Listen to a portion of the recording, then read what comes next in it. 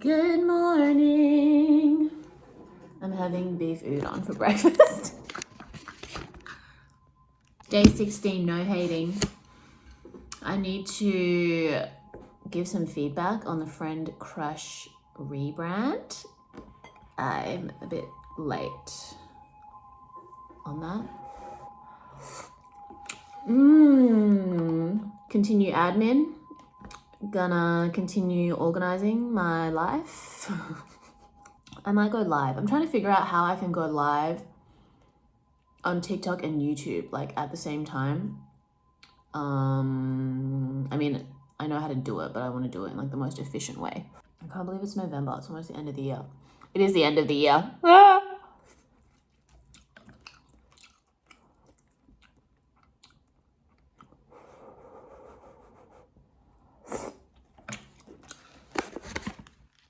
Chat later.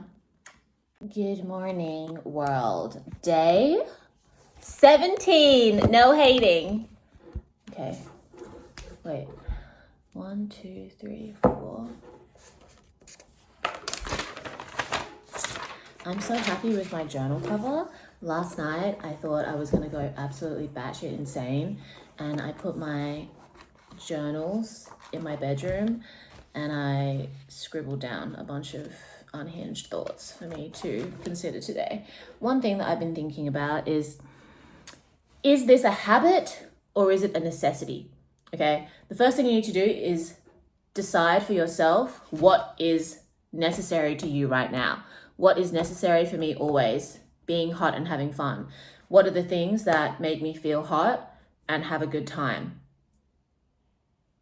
Regular meditation, journaling, regular exercise, having healthy boundaries, making sure I have alone time, making sure that I'm working on things that bring me a sense of accomplishment, balancing where I'm participating, where I'm being compensated, and where I'm being creative. I'm going to make a longer video about that, hopefully today. So that's what is necessary, okay? And then in the process of pursuing that, there are going to be all different crossroads that I come across, okay? Maybe I have a habit of not cleaning the kitchen before I go to bed. And not cleaning the kitchen right now would make me feel good, okay? I don't want to deal with the discomfort of having to clean the kitchen. But is that a habit or is it a necessity? Actually, what's necessary for me right now is cleaning the kitchen. And if I clean it now and I feel bad about it, I'm going to wake up tomorrow and feel good about the fact that my kitchen is clean. So is it a habit or is it a necessity? What is the necessity in your life? What's necessary?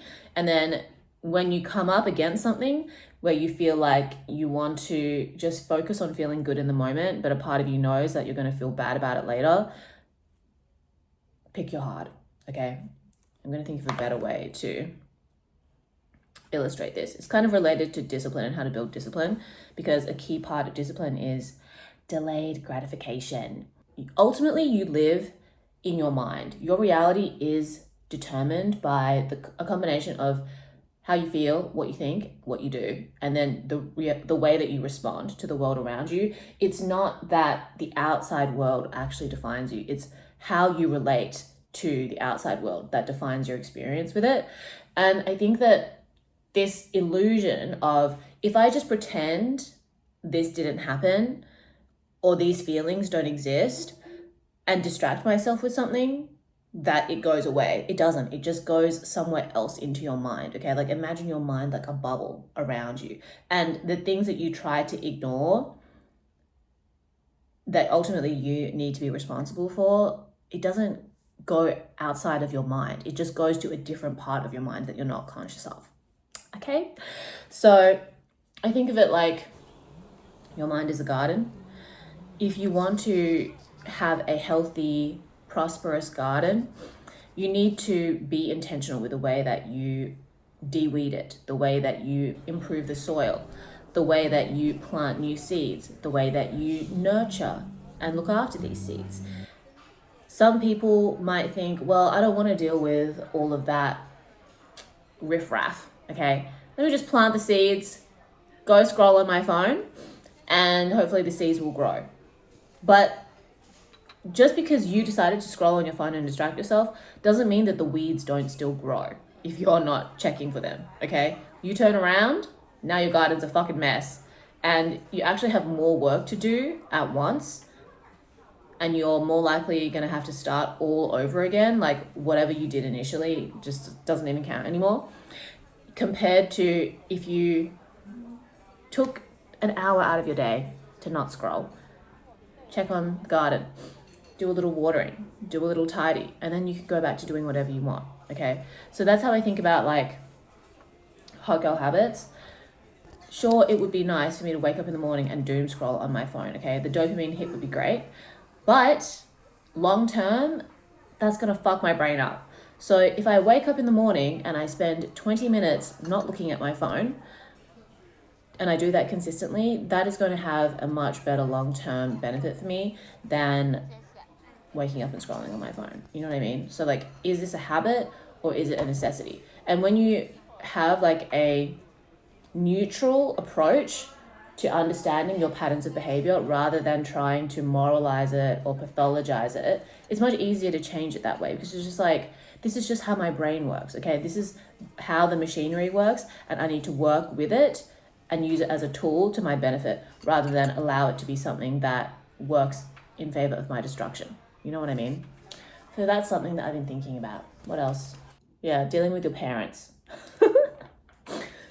So I was really lucky to be raised by a progressive Asian parent for the most part, but there were still things that I wanted in life, or that I wanted for myself, that my mom didn't really understand.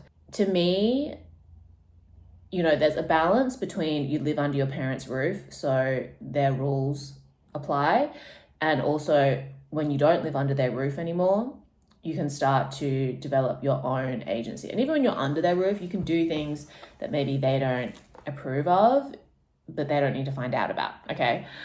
And I think that ultimately trying to reason with people in general, but especially your parents, through words and conversation alone is never going to be as effective as pulling back, withdrawing your energy, and channeling that into the thing that you care about and that you want to pursue. And in that process, you'll realize whether that's something that you actually want for yourself or not. Because sometimes it's just the fact that a limitation has been placed on you that you want to rebel, okay? And you want to just prove them wrong so that you can feel like you have agency over your own life.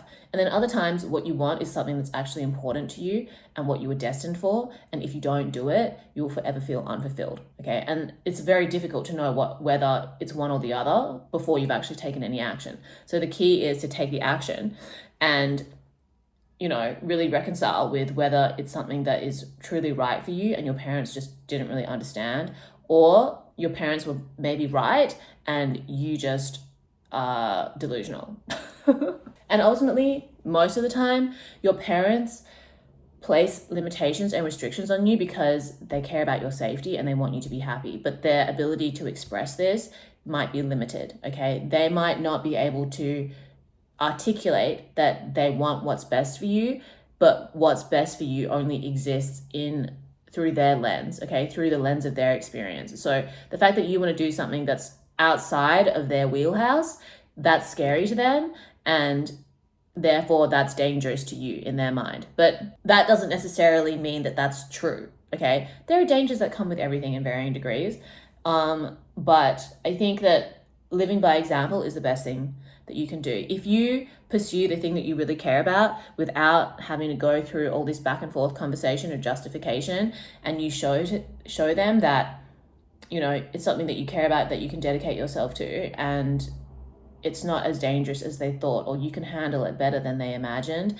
then that is going to give them a sense of reassurance, and hopefully they put less pressure on you, okay? But if you keep trying to convince people through conversation, it's never going to work that way, okay? Because they can't imagine it. There's no proof of concept. Their imagination cannot stretch far enough to include this thing that you want to do that exists as outside of what's familiar to them and is therefore identified as dangerous or not safe.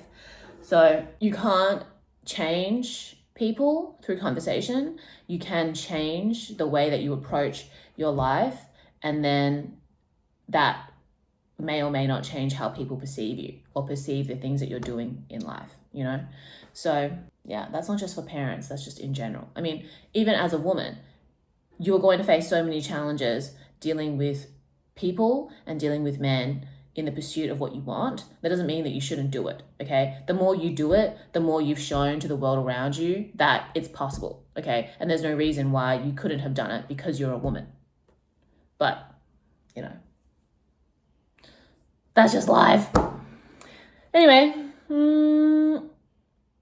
I don't really have any interesting things to vlog because I've just been working. Speak later. I don't know if I'm going to do anything later with this. I'll let you know. Ciao. Oh. What are you guys up to?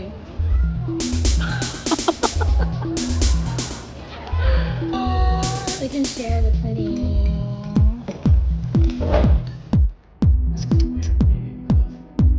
Oh. Right.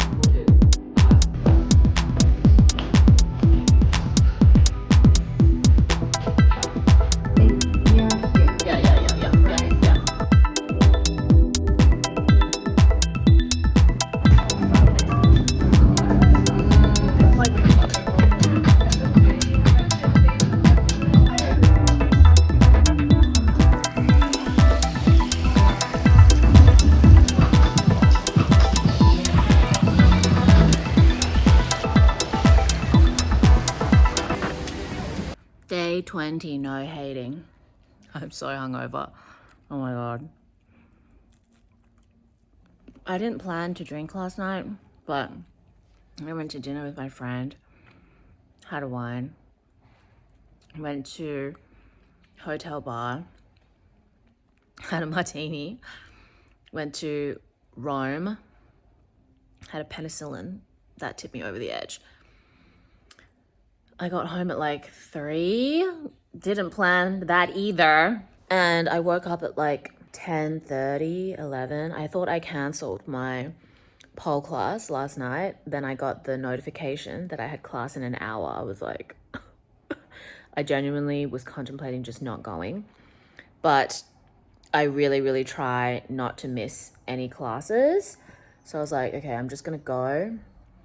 And if I need to like take breaks in between, I'll just sit out. But I survived and I'm back home and I realized there's like events on tonight. I don't know if I can go. I'm so tired. I guess I have like 2 hours to chill. I really want to watch 101 Dalmatians because I've been seeing clips of Cruella on TikTok. This cookie is actually making me feel a lot better. Day 20, no hating. Crazy. Check in later.